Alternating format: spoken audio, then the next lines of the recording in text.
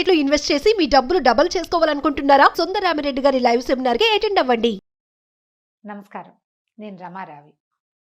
ఒంటరితనం ఇది ఒంటరిగా ఉన్న వాళ్ళనే కాదు, గుంపులో ఉన్న వాళ్ళని కూడా బాధిస్తూ ఉంటుంది.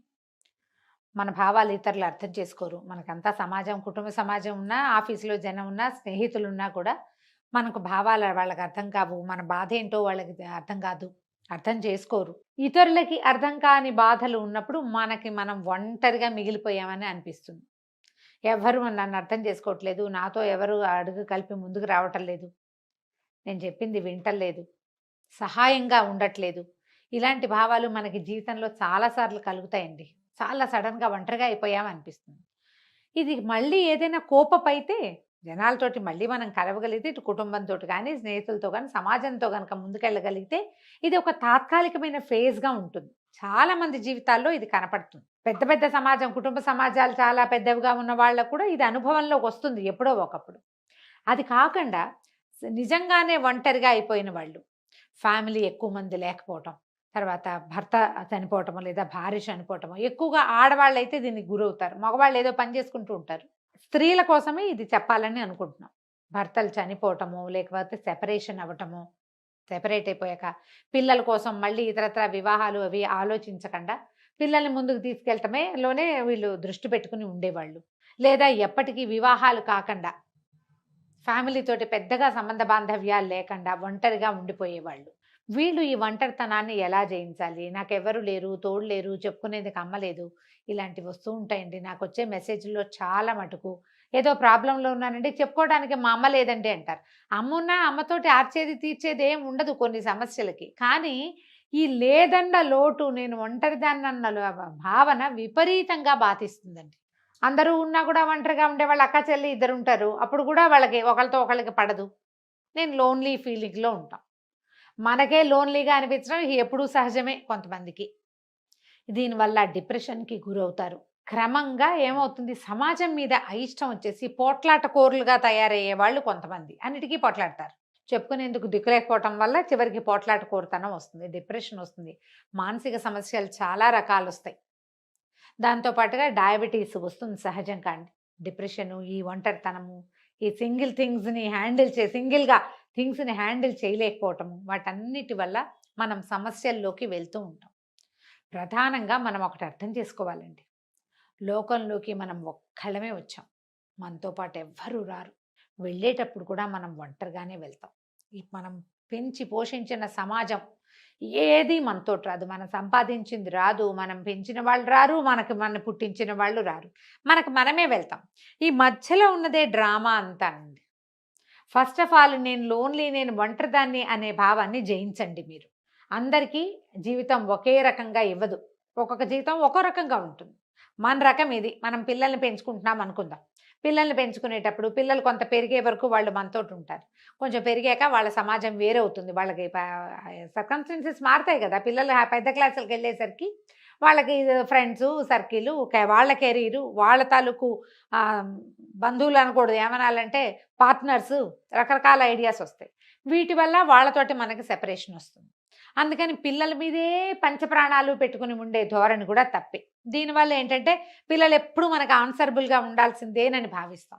ఓపెన్ అవుతుందా? వాళ్ళు ఆన్సరబుల్గా ఉండాల్సిందని మనం పిల్లల వెంబడబడి పిల్లలు తోకపుచ్చుకొని వెళ్తూ ఉంటాం.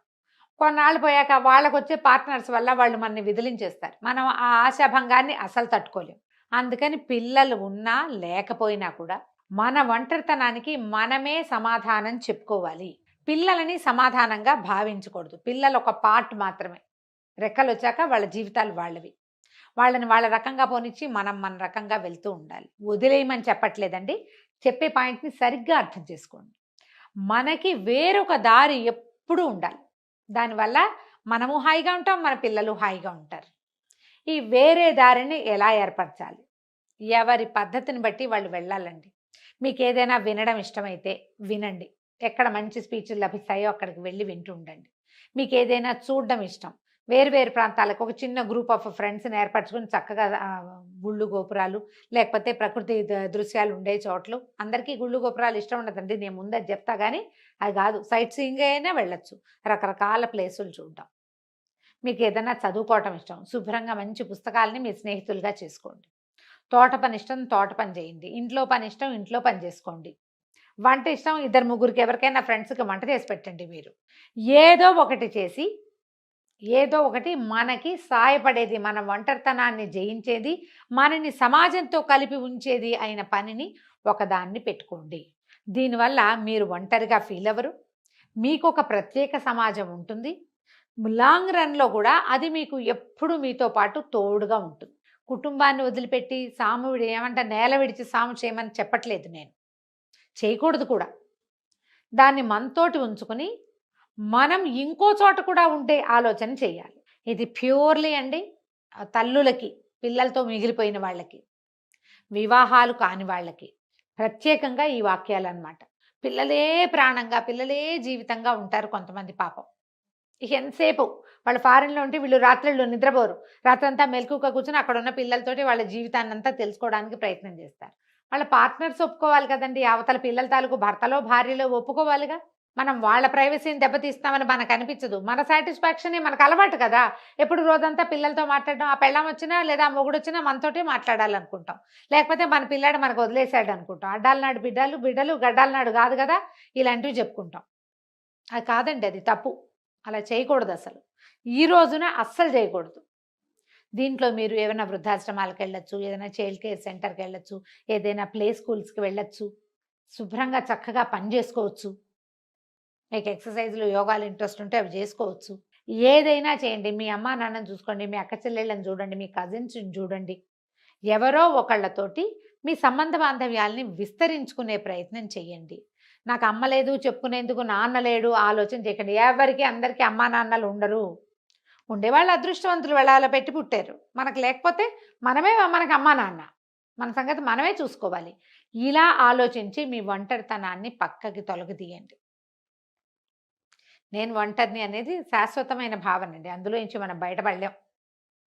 కానీ సమాజాన్ని మనతో ఉంచుకునే ప్రయత్నం మాత్రం మనం ఖచ్చితంగా 100% చేయొచ్చు. అలా చేయడానికి ట్రై చేయండి. మీ అక్క చెల్లెలతోటో, అన్నదమ్ములతోటో సంబంధ బాంధవ్యాలు, ఆస్తుల వల్ల కావచ్చు, వివాహాల వల్ల కావచ్చు, ఏదైనా సమస్యలు కావచ్చు, దేంతో ఒక దాంతో మనకు వాళ్ళతో సెపరేషన్ వచ్చేస్తుంది. అప్పుడు మనకి దగ్గరలో ఉన్న వాళ్ళతోటి మనం స్నేహ సంబంధాలు నెరిపితే గనక ఆ లోటు పూర్తిగా తీరదండి, లోటు పోదు పూర్తిగా, కానీ గ్యాప్స్ కవర్ అవుతాయి కొంత. ఆ గ్యాపులు కవర్ చేసుకొని ఈ ఒంటరితనం అనే బ్రహ్మరాక్షసికి చిక్కకండి మీరు. దానికి చిక్కితే నేను ముందే చెప్పా కదా, బోల్డని రకాల సమస్యలు వచ్చేస్తాయి. ఈ సమస్యల వల్ల మీరు బాధపడతారు, ఇతరత్రా మీ చుట్టూతా ఉన్న ప్రపంచాన్ని కూడా బాధిస్తారు. అందులోకి వెళ్ళకుండా ఒంటరితనాన్ని జయించడానికి ఏం చెయ్యొచ్చో చూడండి. ఇందులో అసాంఘిక కార్యక్రమాలకి వాటికి పాల్పడద్దు, అనైతికమైన చర్యలకి దిగద్దు. పూర్తిగా సాంఘికమైనది, నైతికమైనది, మనకి ఇహానికి పరానికి కూడా ప్లస్ అయ్యేది ఏదైనా ఉంటే వాటిని సెలెక్ట్ చేసుకుని వాటితోటి మీ ఒంటరితనాన్ని దూరం చేసుకోండి. ఆలోచించి చూడండి. నమస్కారం.